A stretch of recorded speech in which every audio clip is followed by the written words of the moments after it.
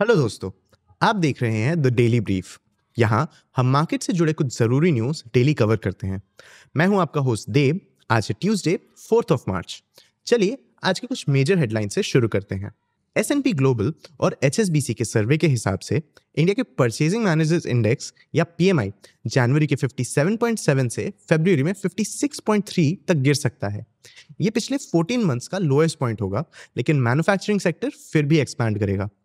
PMI purchase managers के सर्वे responses को calculate करता है और अगर इसका वैल्यू 50 से ज्यादा हो तो इंडस्ट्री में ग्रोथ का सिग्नल होता है। मतलब मैन्युफैक्चरिंग सेक्टर में ग्रोथ स्लो हो सकती है पर रुकेगी नहीं। नए बिजनेसेस के क्लाइंट्स में पिछले 44 मंथ से लगातार ग्रोथ हो रही है। एक्सपोर्ट ऑर्डर्स भी स्ट्रांग रहे, लेकिन ये जनवरी के 14 ईयर हाई से थोड़े कम थे। फर्म्स की परचेजिंग एक्टिविटी बढ़ रही है और हायरिंग रेट्स भी नॉर्मल से ज्यादा हैं। एम्प्लॉयमेंट रेट की बात करें तो PMI सर्वे की हिस्ट्री में second highest job creation rate देखा गया। बैम्बू, लेदर, मार्केटिंग, रबर और टेलीकॉम के इनपुट कॉस्ट्स बढ़ गए, लेकिन इन्फ्लेशन पूरे साल के लोएस्ट लेवल पर रहा। इंडिया में इंफ्रास्ट्रक्चर डेवलपमेंट की स्पीड बढ़ रही है, जिसकी वजह से स्टील और जिंक जैसे मेटल्स की डिमांड भी साथ में चल रही है। इसी डिमांड को फुलफिल करने के लिए हिंदुस्तान जिंक 2030 तक अपने मेटल प्रोडक्शन को 2 मिलियन टन्स पर एनम तक ले जाने का टारगेट सेट कर रहा है। हिंदुस्तान जिंक का प्रोडक्शन कैपेसिटी फिलहाल 1.1 मिलियन टन्स पर एनम का है। मतलब कंपनी अपना प्रोडक्शन लगभग डबल करने की कोशिश करेगा। हिंदुस्तान जिंक का नेट प्रॉफिट 32% बढ़ के Q3 FY25 में 2678 करोड़ रुपीस तक पहुंचा। पिरामल एंटरप्राइजेज लिमिटेड या PEL श्रीराम ग्रुप के इंश्योरेंस बिजनेसेस में अपना स्टेक बेच रहा है। पिरामल एंटरप्राइजेस का श्रीराम जनरल इंश्योरेंस में 15% स्टेक है और श्रीराम लाइफ इंश्योरेंस में 13.3% स्टेक है। इस स्टेक सेल का वैल्यू लगभग 4 से 5,000 करोड़ रुपए का होगा, जिसे अवेंडस कैपिटल और आर्कवुड कैपिटल हैंडल करेंगे। PEL Parimal capital and housing finance limited के साथ मर्ज भी कर रहा है। ये मूव्स PEL के स्ट्रैटेजिक शिफ्ट का हिस्सा है, जहां वो अपने कोर लेंडिंग एक्टिविटीज पे फोकस करना चाहता है। रिजर्व बैंक ऑफ इंडिया ने 77.5 बिलियन डॉलर्स के साथ आज तक का हाईएस्ट शॉर्ट डॉलर पोजीशन लिया है। ये पोजीशन अक्टूबर 2024 के 60 बिलियन डॉलर से काफी बड़ा है और फॉरवर्ड्स और फ्यूचर कॉन्ट्रैक्ट्स के फॉर्म में लिया गया है। ये मूव तब लिया गया जब इंडिया के फॉरेक्स रिजर्व सितंबर के 705 बिलियन डॉलर्स के ऑल टाइम हाई से 640 बिलियन डॉलर्स तक गिर गया। ये शॉर्ट पोजीशन इंडिया को फ्यूचर डेट पे $1 एक फिक्स रेट पे बेचने देता है। RBI का शॉर्ट पोजीशन बढ़ाना ये दिखाता है कि डॉलर बेच के रुपये की वैल्यू को गिरने से बचाना चाहते हैं। अब चलिए आज की पहली बड़ी स्टोरी देखते हैं। फरवरी 2025 इंडियन ऑटो इंडस्ट्री के लिए एक चैलेंजिंग मंथ रहा है। ईयर ऑन ईयर ग्रोथ सिर्फ 2.4% रहा, जो स्लो डाउन इंडिकेट करता है। फरवरी 2025 में इंडस्ट्री ने 3,81,000 यूनिट्स की सेल्स रिपोर्ट की। ये प्रीवियस ईयर के फरवरी में 3,72,000 यूनिट से थोड़ा ज्यादा है, लेकिन जनवरी 2025 के कंपैरिजन में कम है। इन्वेंट्री लेवल्स बढ़ते जा रहे हैं, डिमांड सॉफ्ट हो रही है और ऑटोमेकर्स फाइनेंशियल ईयर्स एंड से पहले अपने स्टॉक्स क्लियर करने की कोशिश कर रहे हैं।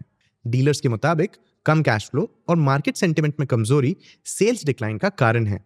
क्रॉप पेमेंट्स में डिले और गवर्नमेंट डिसबर्सल्स में रुकावट ने भी सेल्स स्लोडाउन में कंट्रीब्यूट किया है। फरवरी ट्रेडिशनली ऑटो सेल्स के लिए एक वीक मंथ होता है। ये पैटर्न हर साल देखा जाता है।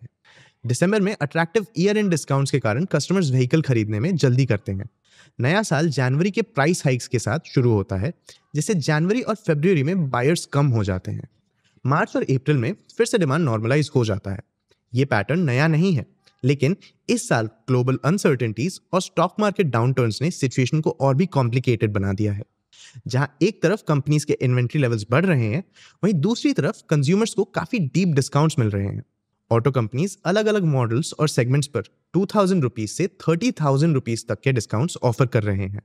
देखो, जनवरी में कंपनीज ने 3% प्राइस हाइक कर दिया था, मोस्टली राइजिंग इनपुट कॉस्ट और इन्फ्लेशन को ऑफसेट करने के लिए। लेकिन अब उनके पास डिस्काउंट्स के अलावा और कोई ऑप्शन नहीं है। कैशबैक डील से लेकर एक्सटेंडेड वारंटीज और फ्री एक्सेसरीज सब ऑफर कर रहे हैं। फरवरी 2025 में अलग अलग व्हीकल सेगमेंट्स का परफॉर्मेंस काफी वैरीड रहा। टू व्हीलर्स सबसे ज्यादा अफेक्टेड रहे, जिनके सेल्स ईयर ऑन ईयर 18% तक गिर गए। पैसेंजर व्हीकल सेल्स में 2% का डिक्लाइन, कमर्शियल व्हीकल्स में 5.2% का ड्रॉप और थ्री व्हीलर्स में 4.5% का ड्रॉप देखा गया।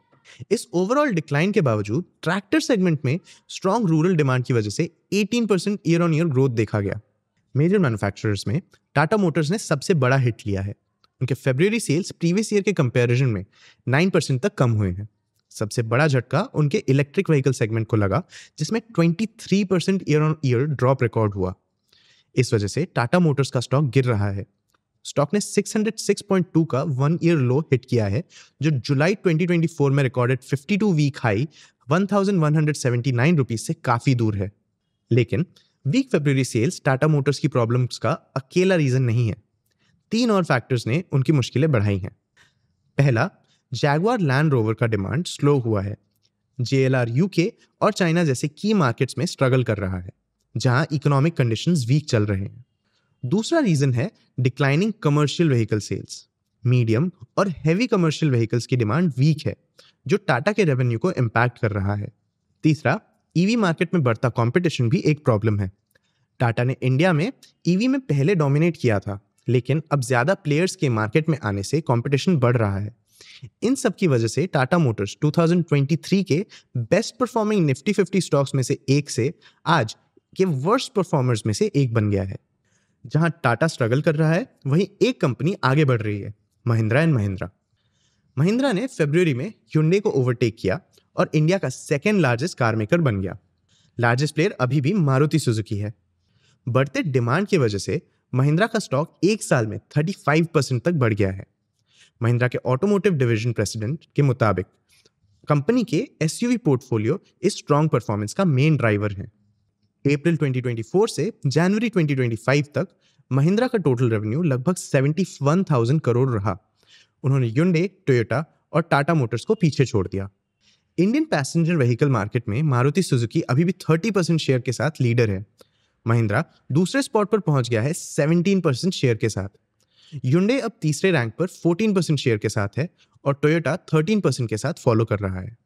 इंडिया में एक और ट्रेंड दिख रहा है जो महिंद्रा को बूस्ट कर रहा है, प्रीमियमाइजेशन का ट्रेंड। इसकी वजह से महिंद्रा के एसयूवी सेल्स बढ़ रहे हैं। गोल्डमैन सैक्स के एक रिपोर्ट के हिसाब से इंडिया का एफ्लुएंट पॉपुलेशन बढ़ रहा है। 2027 तक ये 13% CAGR से बढ़ेगा और 10 करोड़ लोगों की संख्या तक पहुंच जाएगा। फिलहाल इंडिया के एफ्लुएंट पॉपुलेशन सेक्शन में लगभग 6 करोड़ लोग हैं और सिर्फ महिंद्रा ही नहीं, दूसरे ऑटो मेकर्स भी प्रीमियमाइजेशन की तरफ शिफ्ट कर रहे हैं। Bloom ventures Indus valley report के हिसाब से कंज्यूमर प्रेफरेंसेस में एक मेजर शिफ्ट दिख रहा है। इंडिया वन प्रीमियम प्रोडक्ट्स पर ज्यादा फोकस कर रहा है। इंडिया वन में देश के टॉप स्पेंडर्स शामिल हैं, जो इंडियन पॉपुलेशन का लगभग 10% है। ये ट्रेंड सिर्फ कार्स तक लिमिटेड नहीं है। हम मोटरसाइकिल्स, फ्लैट्स और स्मार्टफोन्स में भी प्रीमियमाइजेशन देख रहे हैं। कंपनीज जैसे टाटा, डाबर और हिंदुस्तान यूनिलीवर अपने प्रोडक्ट्स के प्रीमियम वर्जन्स लॉन्च कर रहे हैं। लग्जरी स्किन केयर से लेकर प्रीमियम पैकेज फूड तक। डाबर ने रिसेंटली आयुर्वेदिक सेगमेंट में सेसा केयर ब्रांड लॉन्च किया। HUL के पास प्रीमियम सेगमेंट में ऑलरेडी लैक्मे और डव जैसे ब्रांड्स हैं और उसने 2,955 करोड़ रुपीस में D2C ब्यूटी ब्रांड मिनिमलिस्ट का 90.5% स्टेक भी एक्वायर किया है। ऑटो इंडस्ट्रीज में भी हम यही शिफ्ट देख रहे हैं। Tata Motors high and EVs introduce कर रहा है।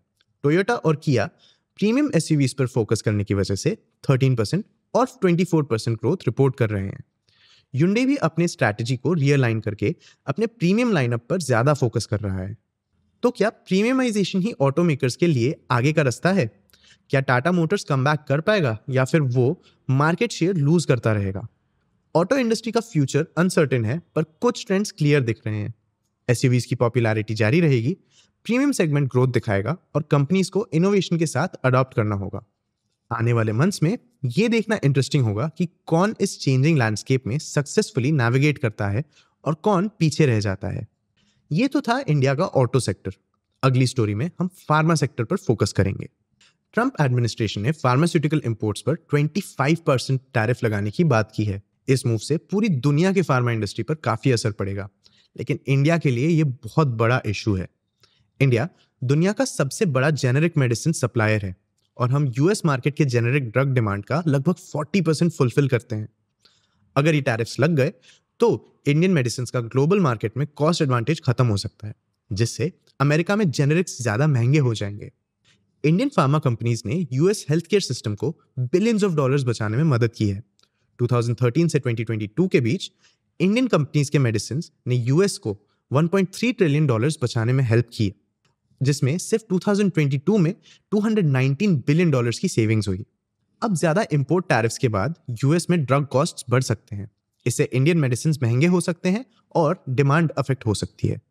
इंडियन फार्मा एक्सपोर्ट्स से 50 बिलियन डॉलर्स का रेवेन्यू आता है, जो इस सेक्टर की टोटल अर्निंग्स का 51% है। इन एक्सपोर्ट्स का एक बड़ा हिस्सा यूएस को जाता है। इसका मतलब फॉरेन ट्रेड पॉलिसीज का हमारे फार्मास्यूटिकल इंडस्ट्री पर बहुत बड़ा इम्पैक्ट पड़ सकता है। अकेला यूएस इंडिया के टोटल फार्मा एक्सपोर्ट्स का 30% कंट्रीब्यूट करता है, इसलिए इन टैरिफ्स का बढ़ना एक बड़ा प्रॉब्लम हो सकता है। और मार्केट ने ऑलरेडी रिएक्ट भी कर दिया है। निफ्टी फार्मा इंडेक्स इस साल 14% गिर चुका है और निफ्टी 50 से कम परफॉर्म कर रहा है। तो आखिर हो क्या रहा है? चलिए इंडिया के फार्मा सेक्टर को समझते हैं।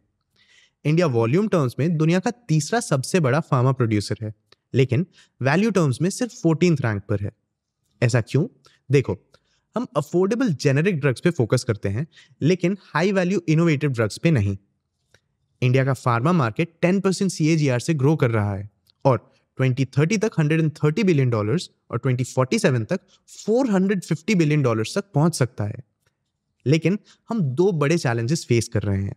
पहला, रिसर्च एंड डेवलपमेंट या R&D पर हमारी स्पेंडिंग बहुत कम है। जहां ग्लोबल फार्मा जायंट्स अपने रेवेन्यू का लगभग 23% R&D में इन्वेस्ट करते हैं, वहीं इंडियन कंपनी सिर्फ 6% R&D में इन्वेस्ट करते हैं। इनोवेशन में इन्वेस्टमेंट की कमी ने इंडियन कंपनीज पे बुरा असर डाला है।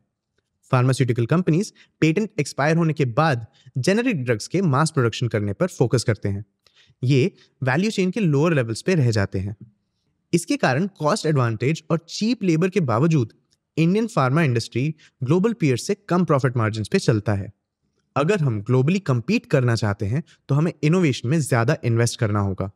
दूसरा चैलेंज है एक्टिव फार्मास्यूटिकल इंग्रेडिएंट्स या APIs के लिए चाइना पर हमारा डिपेंडेंस। इंडिया ने 2023-24 में 377 बिलियन रुपीस के APIs और बल्क ड्रग्स इंपोर्ट किए, जो हमारे टोटल API रिक्वायरमेंट्स का 35% है। इसमें से 70% चाइना से आए। कुछ एसेंशियल मेडिसिन के लिए चाइनीज इंपोर्ट्स पर तो हमारा डिपेंडेंस 80% से 100% तक है।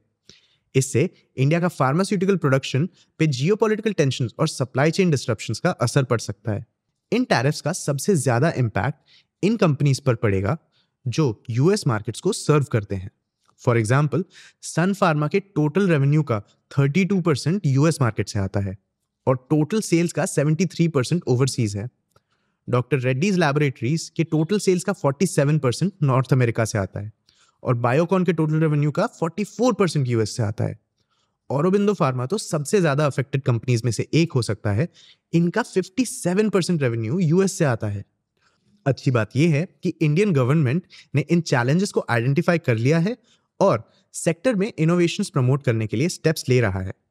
Promotion of research and innovation in pharma and medtech या PRIP स्कीम में 5,000 करोड़ रुपीस इन्वेस्ट किया जा रहा है। इस स्कीम के दो मेजर कंपोनेंट्स हैं। पहला, इंफ्रास्ट्रक्चर डेवलपमेंट। गवर्नमेंट 5 सालों में 7 national institute of pharmaceutical education and research या NIPER में सेंटर्स ऑफ एक्सेलेंस सेटअप करने के लिए 700 करोड़ रुपीस इन्वेस्ट करेगा। दूसरा, R&D के लिए फाइनेंशियल सपोर्ट भी दिया जाएगा। 4,250 करोड़ रुपीस स्टार्टअप्स, MSMEs और मेजर कंपनीज को इन हाउस रिसर्च और एकेडमिक कोलैबोरेशंस के लिए एलोकेट किए जाएंगे।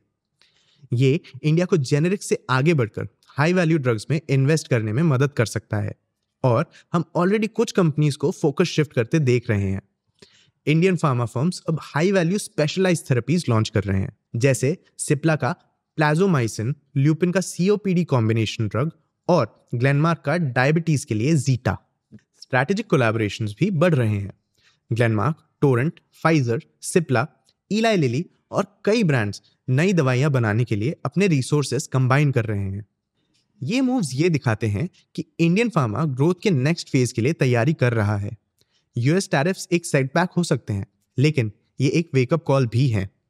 Indian pharmaceutical sector low cost, high quality generics offer करके फ्लरिश हुआ है, लेकिन ग्लोबली compete करने के लिए हमें वैल्यू चेन में ऊपर बढ़ना होगा। इनोवेशन, रिसर्च और स्पेशलिटी ड्रग्स की तरफ। अब सवाल ये है कि क्या इंडियन फार्मा इस चैलेंज को एक्सेप्ट कर पाएगा? आप क्या सोचते हैं? अपने थॉट्स कमेंट्स में शेयर करें। और अगर आप इंडिया के फार्मा सेक्टर को बेहतर समझना चाहते हैं तो इंडस्ट्री पर हमारी detail deep dive video check करें। इसकी लिंक आपको डिस्क्रिप्शन में मिल जाएगी। वीडियो को लाइक करें, शेयर करें और चैनल को सब्सक्राइब करना ना भूलें इंडिया के सबसे बड़े इंडस्ट्रीज पे और इनसाइट्स के लिए। मिलते हैं अगली वीडियो में।